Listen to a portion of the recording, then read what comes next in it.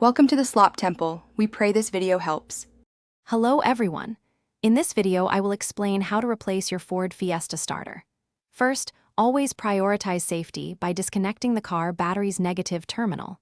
Next, carefully lift the front of your vehicle using a jack and secure it firmly with sturdy jack stands. This provides crucial access from underneath.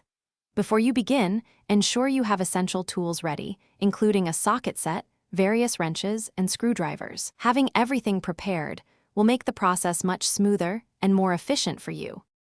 Now let's find that starter motor.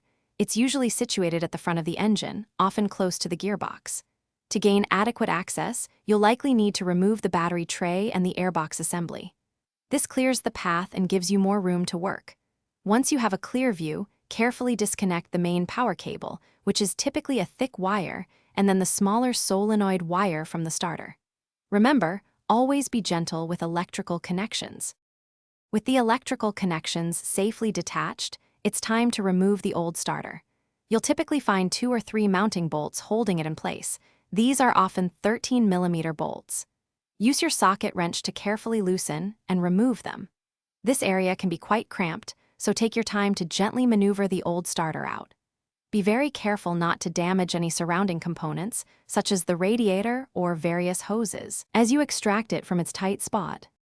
Now for the installation, carefully position your new starter motor into place. Hand tighten the 2 or 3 mounting bolts first to ensure proper alignment, then secure them firmly. Next, reconnect the electrical wires, the smaller solenoid wire and then the main power cable to their respective terminals.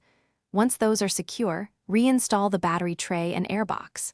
Finally, reconnect your car battery, lower the vehicle, and give it a test start. You should hear that engine roar to life. Thanks for watching. Consider subscribing if we helped you.